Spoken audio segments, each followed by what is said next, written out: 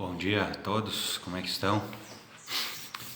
Sejam bem-vindos a mais um Acordando o Sol com as Escrituras. Eu sou o Bispo Fábio da Ala Santo Ângelo, de A Igreja de Jesus Cristo dos Santos dos Últimos Dias, e hoje eu vou compartilhar breves ponderações sobre quarto Nef, capítulo 1.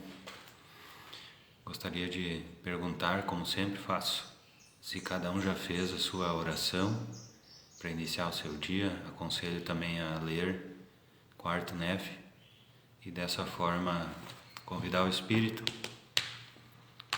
e ter o melhor aproveitamento das Escrituras, que são as palavras dos profetas dadas a nós através de seus servos, os profetas. Quarto Nef só tem um capítulo, né?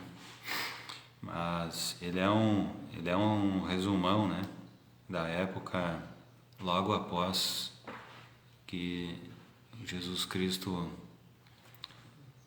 voltou ao céu, né? Nos capítulos anteriores nós vimos que Jesus, ressurreto, né, depois de ressuscitar, ele visitou os povos da América e em seguida ele foi de volta ao céu, né? Tá? E quarto Nef fala dos anos que sucederam-se, tá? Então esse quarto Nef passa do ano 35 ao 321 aproximadamente. Então, ali nos versículos 2 ao 5, fala sobre como que estava esse povo logo após Jesus Cristo ter passado entre eles.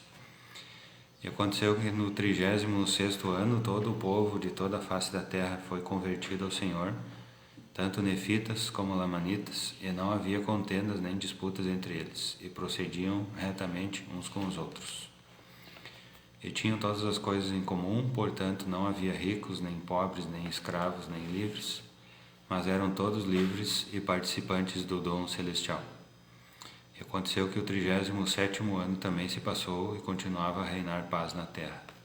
E obras grandes e maravilhosas eram feitas pelos discípulos de Jesus, de modo que curavam os enfermos, levantavam os mortos e faziam andar os coxos, davam visão aos cegos e faziam os surdos ouvirem, e realizavam toda sorte de milagres entre os filhos dos homens, e nenhum milagre operavam que não fosse em nome de Jesus. Então, algumas coisas bem interessantes, tá? O que mais me chamou a atenção é sobre a consagração, né? Que eles viviam a lei da consagração. Tinham todas as coisas em comum, tá? E não havia ricos, nem pobres, nem escravos, nem livres, mas eram todos livres e participantes do dom celestial. Tá?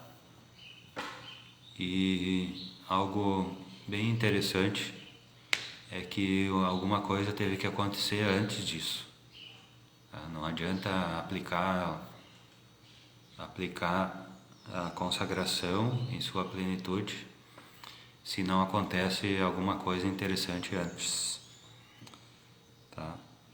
Que no versículo 2 fala da conversão e do batismo.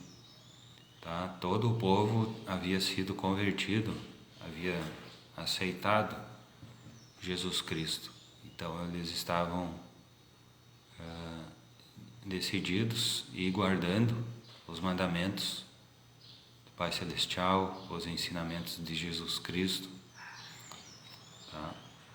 Tanto nefitas como lamanitas procediam retamente uns com os outros. Tá? Então, a consagração, né, ter todas as coisas em comum, não haver ricos nem pobres, tá, todos livres, não havia escravos nem livres, eram todos livres. Essa consagração em sua plenitude, ela precisa ser antecedida da conversão. Então, todo o povo havia sido convertido ao Senhor antes da consagração.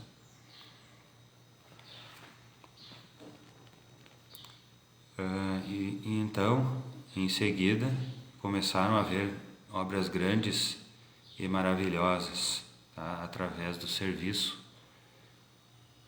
Tá? Então, quando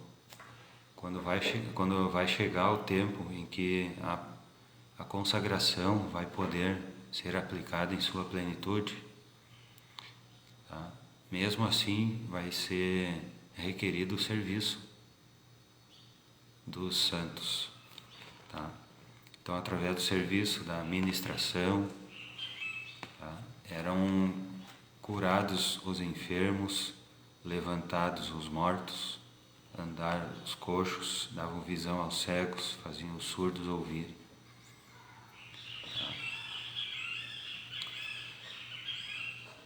E no 7, e o Senhor fê-los prosperar grandemente na terra, sim, tanto que novamente construíram cidades no lugar das que haviam sido queimadas. Tá? A prosperidade, então, tanto para construir cidades, tá? Eles começaram a reconstruir aquelas cidades que haviam sido destruídas na ocasião da morte de Cristo, né? E no versículos 11 e 12, e casavam-se e davam-se em casamento, e eram abençoados segundo a multidão das promessas que o Senhor lhes fizera.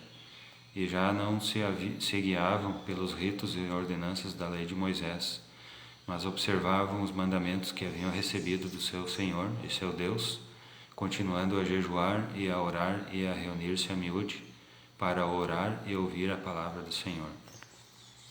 Tá? Então a prosperidade ela precisa ser mantida, tá? Através da família, tá? Através da atenção à família. Tá? Casavam-se e davam-se em casamento. Tá? Então eles priorizavam a família. Tá? Então esse é um requisito para que a prosperidade seja mantida entre uma família, entre um povo. Tá? Aqui estava falando o que eles estavam fazendo de forma coletiva. Tá? Então todas as pessoas elas priorizavam o casamento, tá? A família. Uma abelha aqui. Tá? Então, que nós possamos pensar, né? Esse princípio do casamento, da família, ele é essencial. Nós precisamos viver ele. Tá? E outra coisa interessante no 12, esse capítulo ele é bem longo e ele é carregado de coisas importantíssimas. No versículo 12, já não se guiavam pelos ritos e ordenanças da lei de Moisés. Tá? Eles tiveram que deixar aquelas tradições do passado. Tá? Eles tiveram que fazer esse sacrifício de deixar as tradições da lei de Moisés para começar a seguir a lei de Cristo. Tá? E olha que interessante, observavam os mandamentos, jejuavam, oravam, reuniam-se a miúde, quer dizer, com bastante frequência, para orar e ouvir a palavra do Senhor. Tá? Então existem algumas coisas que nós precisamos fazer no momento em que prosperamos. Tá? Isso serve aqui, eles estavam fazendo de forma coletiva isso.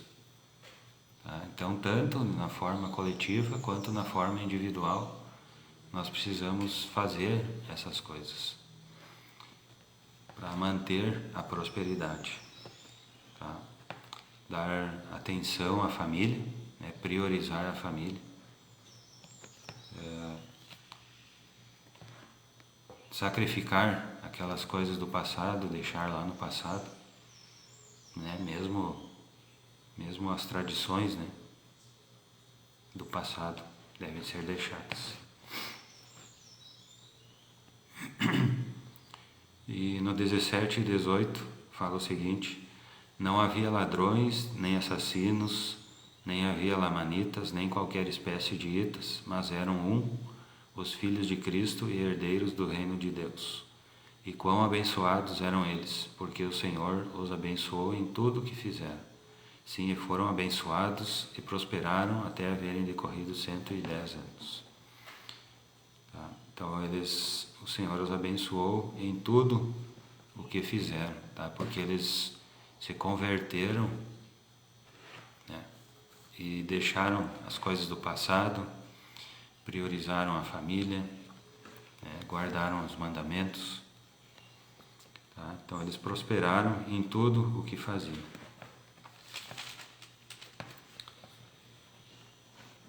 No 23, do 23 ao 25, diz o seguinte: e agora eu, Mormon, quisera que soubesseis que o povo se havia multiplicado de tal forma que se achava espalhado por toda a face da terra e havia se tornado imensamente rico em virtude de sua prosperidade em Cristo.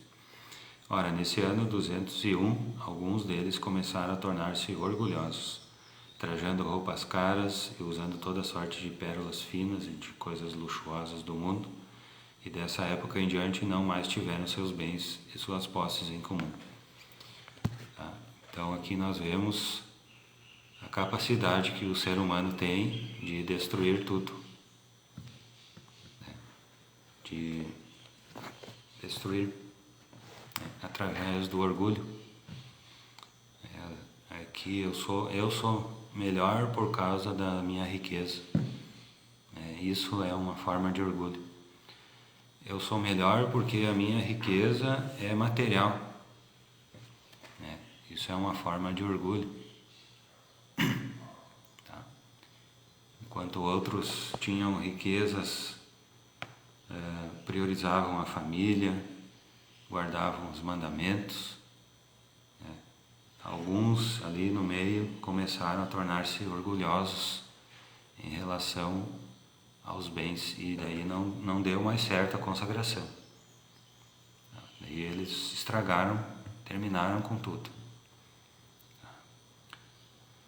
E no 27, e aconteceu que depois de se haverem passado 210 anos, existiam muitas igrejas na terra. Sim, havia muitas igrejas que professavam conhecer o Cristo, negando não obstante a maior parte de seu evangelho, de tal modo que toleravam toda sorte de iniquidades e administravam o que era sagrado àqueles a quem isso fora proibido por causa de sua indignidade. Tá? Então eles começavam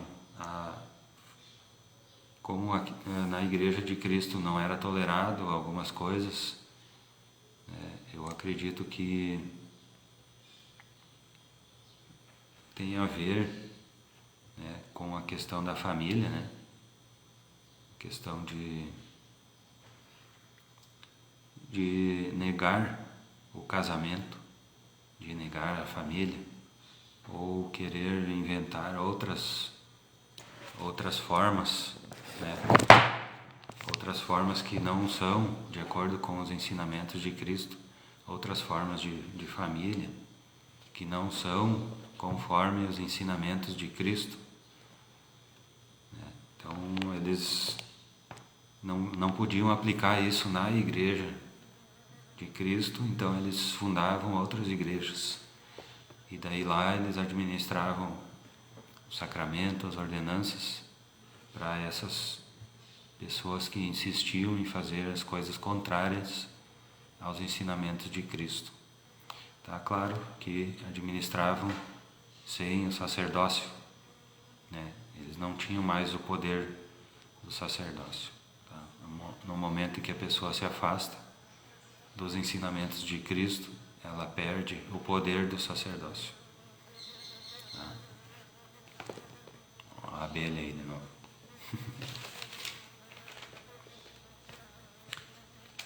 Tá? Eu não vou falar de todos os ensinamentos desse capítulo, porque fica muito extenso, tá? Não é o propósito aqui, ó, é uma abelha aqui, ó. Vai pra lá, vai procurar uma flor lá. 43 e 44 diz o seguinte: E também o povo que era chamado de povo de Nefe começou a tornar-se orgulhoso em virtude de suas grandes riquezas, e tornaram-se vaidosos como seus irmãos os lamanitas. E a partir daí os discípulos começaram a sofrer pelos pecados do mundo. Tá? Então, mesmo que a iniquidade estava tomando, né, todo o povo, inclusive os ladrões de Gadianton se espalharam por toda a superfície da terra novamente, né, eles restabeleceram aquelas combinações secretas do passado, tá? Mesmo assim ainda existiam discípulos de Cristo, tá? Entretanto, eles começaram a sofrer pelos pecados do mundo, tá? Então, isso aqui é uma abelha mesmo. Tá? Eles começaram a sofrer pelos pecados do mundo, tá? Então, quando os discípulos sofrem pelos pecados do mundo, tá? Então o Pai Celestial ele fica muito triste, tá? Então ele toma algumas medidas mais enérgicas, tá? Então nós precisamos observar isso, tá? Quando os verdadeiros penitentes, né, as pessoas que temem ao Senhor, temem a Deus, né, elas começam a sofrer por causa das iniquidades do mundo, pelos pecados do mundo, tá? Aí porque tem uma coisa muito errada com o povo de forma geral. Então o Pai Celestial, ele está prestes a tomar alguma medida mais drástica, tá? Tá certo? Mas, resumindo, eu fiz um resumão do resumo desse capítulo, tá? Por isso que eu sempre aconselho que cada um faça a sua leitura, tá? Porque tem coisas aqui que eu não falei aqui que podem servir para cada um em sua vida, tá? Então, quais dessas coisas nós podemos aplicar em nossa vida? Tá? Que nós precisamos nos converter para que nós possamos aplicar a consagração em nossa vida. Nós precisamos servir ao Senhor para que possam ocorrer os milagres, as curas. E nós precisamos priorizar a família para que a prosperidade seja mantida entre nós, entre nossa família, entre nossa casa, entre a nossa sociedade, tá? Nós precisamos deixar as coisas do passado, mesmo que sejam boas, né? Mas se forem contrárias aos ensinamentos de Cristo, nós precisamos deixá-las no passado. Entre muitas outras coisas ditas nesse capítulo, e também que o ser humano ele tem capacidade de destruir tudo, também, quando ele se entrega ao orgulho, à apostasia. Certo? Então que nós possamos tanto prestar atenção nos mandamentos, nos ensinamentos de Cristo, quanto prestar atenção no orgulho, na apostasia e nos afastar dessas coisas. E essas breves ponderações sobre quarto Nefe eu compartilho com os irmãos, com os amigos, em nome de Jesus Cristo. Amém. Então aconselho cada um ler, ponderar, orar e prestar atenção nos sussurros do Espírito Santo. Procurar aplicar em sua vida esses ensinamentos. Desejo um bom dia, um dia iluminado com a luz de Cristo. Até mais, muito obrigado pela paciência, bom dia.